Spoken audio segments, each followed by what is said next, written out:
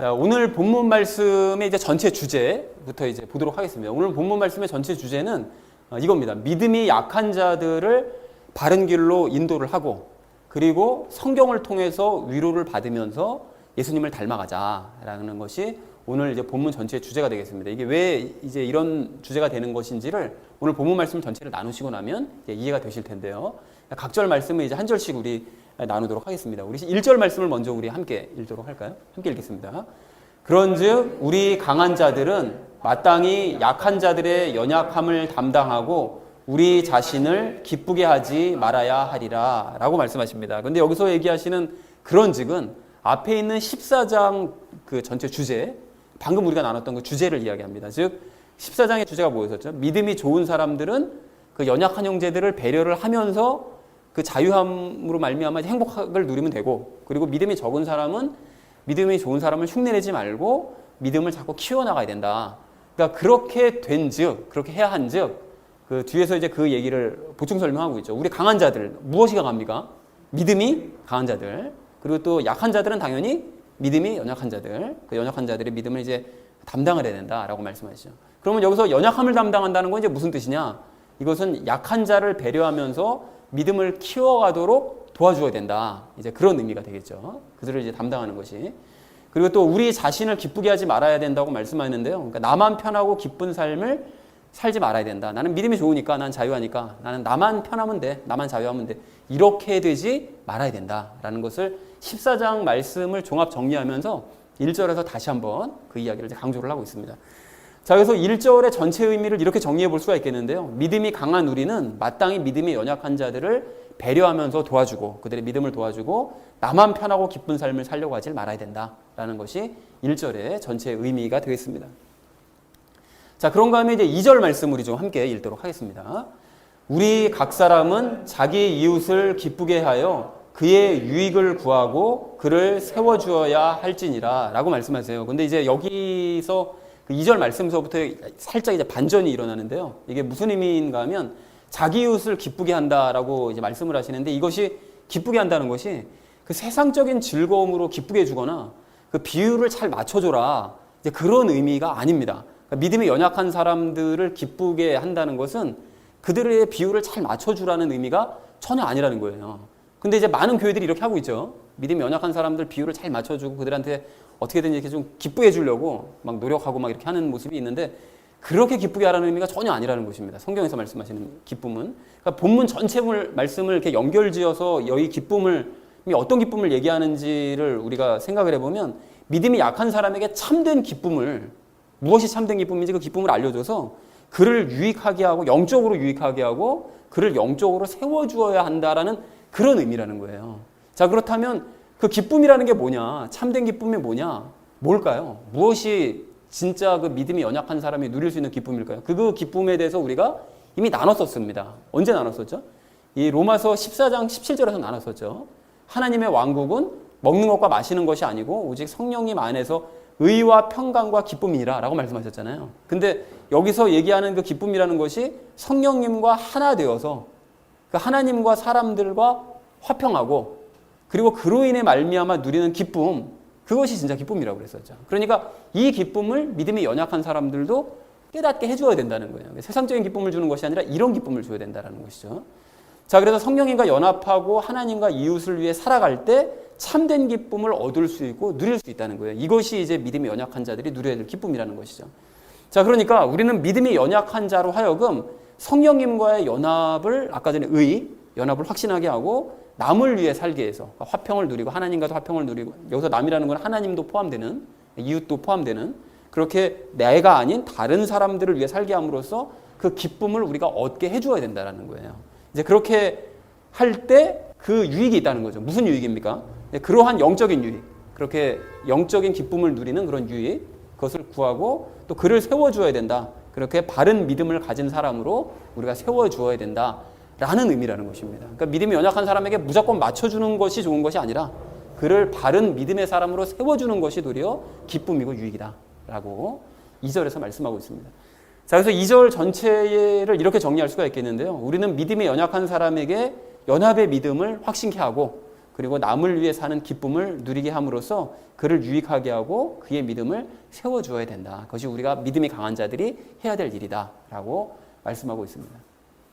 자, 그런데 이 결과가 이렇게 이제 해주면 상대가 잘 받아들이면 참 좋은데 결과가 항상 좋은 게 아닙니다. 도리어 그 믿음이 연약한 사람들이 반발을 막 할 수 있고요. 그리고 도리어 우리에게 이제 해코지를 하거나 모욕을 하는 이런 일도 당할 수가 있습니다. 3절에서 이제 그 얘기를 하고 있거든요. 3절 말씀은 우리 좀 함께 읽도록 하겠습니다.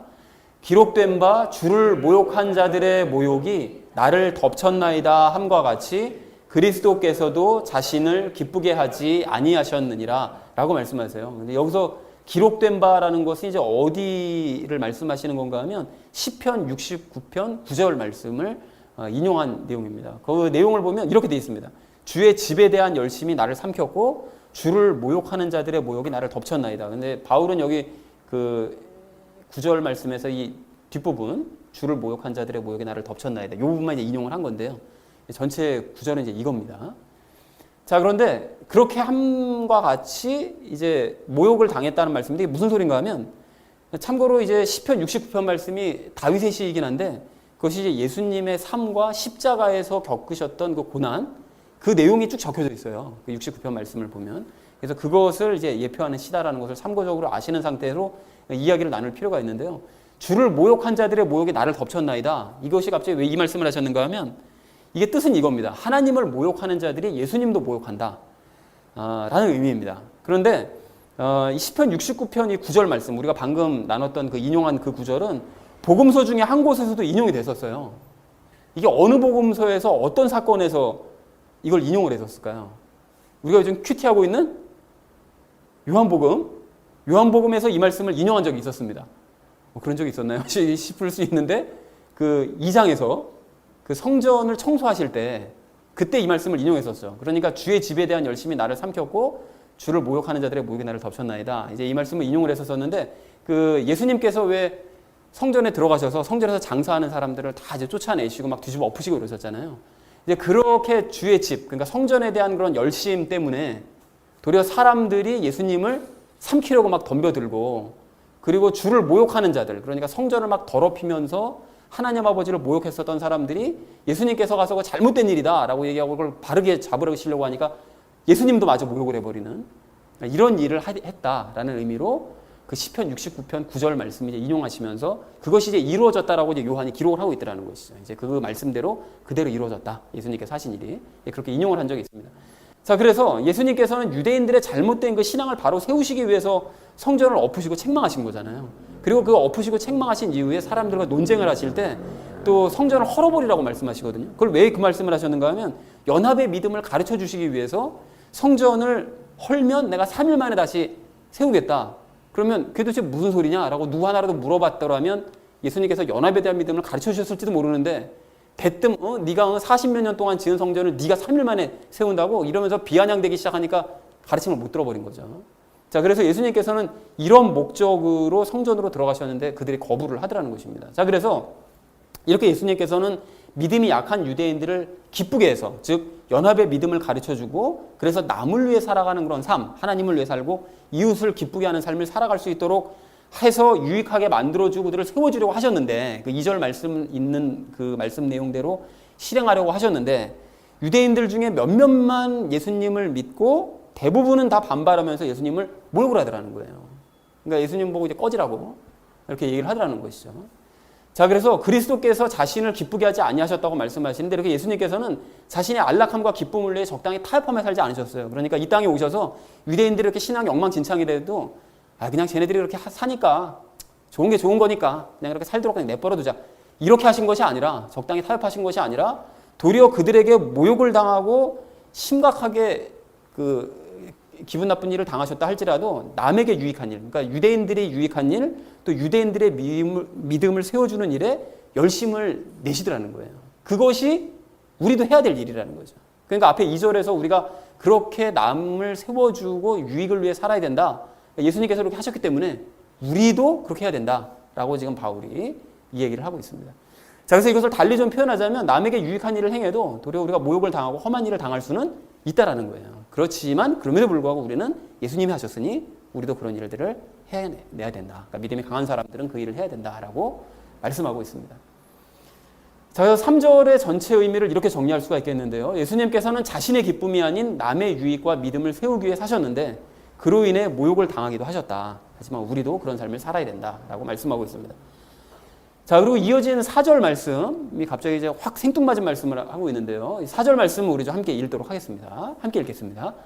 무엇이든지 전에 기록된 것은 우리의 배움을 위하여 기록되었으니 이것은 우리가 성경 기록들이 주는 인내와 위로를 통해 소망을 가지게 하려 함이니라 라고 말씀하십니다. 그런데 여기서 여러분, 이 전에 기록됐다라는 것은 이게 무슨 뜻일까요? 이게 뭐를 얘기합니까? 전에 기록됐다는 것은 당연히 성경을 이야기하죠. 성경을 의미하죠.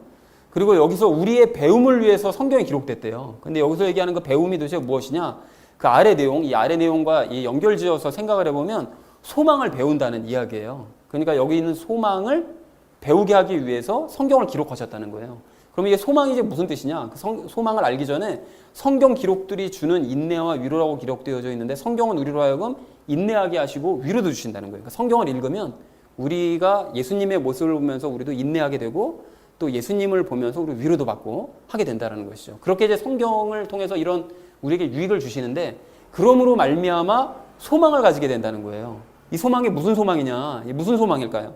과거 하나님의 영광의 소망, 로마서 5장 2절에서 말씀하셨던 하나님의 영광의 소망이라는 그 소망을 말씀하시는데 이 소망이 쉬운 말로 무엇에 대한 소망이었죠? 예수님을 닮는 소망이라고 예전에 설명을 드렸었죠. 그러니까 결국은 이것을 이제 정리를 해보면 이렇게 됩니다. 바울이 왜 갑자기 성경에 대해서 언급을 했는지를 알 수가 있어요. 왜 성경에 대해서 언급을 했는가 하면 약한 자들을 앞에서 바르게 세워야 된다고 그랬잖아요.